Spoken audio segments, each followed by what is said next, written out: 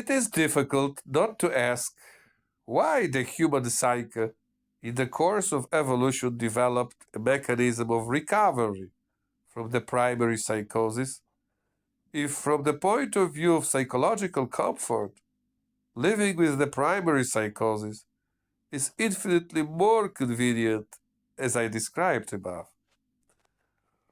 Why the development of the anti-anxiety tools? Why the development of the emotional control skills? In other words, why the anxiety emotional intelligence at all? Why the internal self-esteem self-critical apparatus, if it's much easier, without so many years of a constant effort, to simply cut off the flow of the anxiety and the emotional stimuli to our consciousness, just as the nature did it by means of the primary psychosis shortly after the anxiety appeared. This is perhaps the most important question in my lectures and in my books. It seems that the appearance of the primary psychosis was a phenomenal response of the nature when the anxiety mutation turned the mental life of the pre-human apes into a nightmare. The pre-human ape is burdened with an anxiety mutation as a result of which it experiences a constant fear. And the animal monkey does not go through this suffering. So what is actually the primary psychosis and what is behind it? It's an attempt of the nature and its corrective mechanisms to withdraw the anxiety as an experiment of evolution in the pre-human apes. The primary psychosis as a corrective mechanism was to fix what the anxiety had destroyed, the bliss of the animal psyche. To this day, the nature does not distinguish between the animal psyche and the human psyche. For the nature, there is only one psyche that is controlled completely by instincts and reflexes, the animal psyche. The human psyche happens outside of the nature. It happens in a dimension which the nature does not have and will never have even a minimal control over. It happens in a symbolic dimension. And that's why the nature treats our human psyche as it treats the psyche of a dog, a horse, a cat, an elephant. And then nature activates the repair mechanisms when the animal psyche suffers. Why the development of anti-anxiety tools? Why the development of anxiety emotional intelligence? Why the self-critical internal self-esteem? Why finally to get out of the primary psychosis if it's so blissful to stay in it? For what? Because these are the only things that make us different from animals. Because that's the only way we participate in the miracle of the humanity. Yes, this participation is much more difficult than living in a psychosis which the nature pushes us constantly to. The life outside the psychosis is not given to the man effortlessly, once and forever.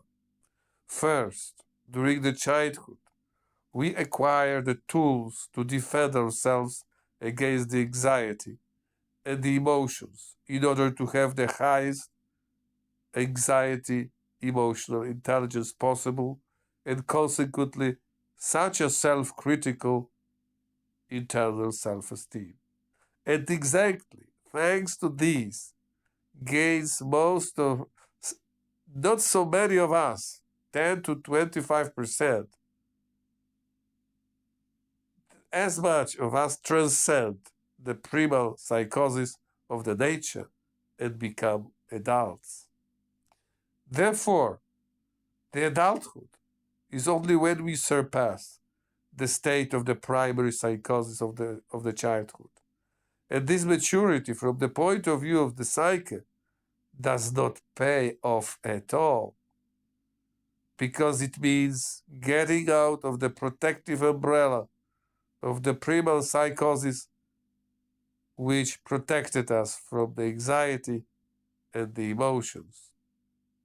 However, the self-critical internal self-esteem does not allow us to protect ourselves in this way any longer. The internal self-esteem makes us use the achieved anxiety emotional intelligence. And living with the anxiety and the emotion is, let's be honest, a constant mental suffering. We have to constantly learn to deal with them. Still, very often, anxiety, emotional intelligence is unable to cope with the eruptions of the anxiety and of the emotions. And the nature is just waiting to cut us off again from this unpleasant stimuli with a wall of the primary psychosis, when the anxiety and the emotions become unbearable. Living outside of the psychosis is much more difficult than in the psychosis. Living outside of the psychosis implies the anxiety and the emotional sensitivity. Living in the psychosis means a blissful freedom from the anxiety and the emotional stimuli. The life outside of the psychosis is a constant self-criticism and endless doubts as to your actions, intentions, and thoughts. Living in the psychosis means the freedom from any doubts about the self-esteem. It is an unshakable confidence in yourself and the motives of your attitudes. The life outside of the psychosis means a fear of loneliness, poverty, and non-self-sufficiency.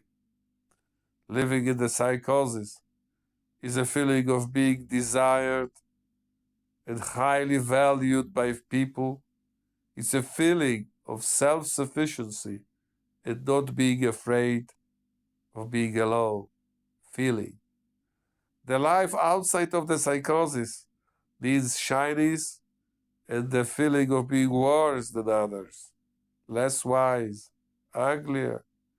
Living in the psychosis means a self-delight and the certainty of being smarter, more beautiful, better than others.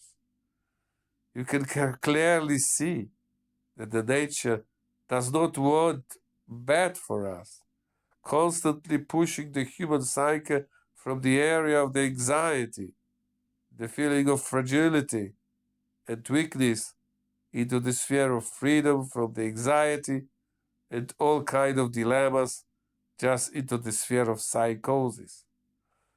The question then arises as to why the mankind has evolved the way that the psychosis is not the solution to the anxiety once and forever, as the nature wants it, but apparently the post-recovery state in the adolescence is a better solution, according to the principle of the evolution that better adaptation replaces the worse one. But what is better to exceed the psychosis than the psychosis itself? Since, as I have just shown, the situation of the human psyche away from the psychosis is in every respect worse, less comfortable than in the primary psychosis.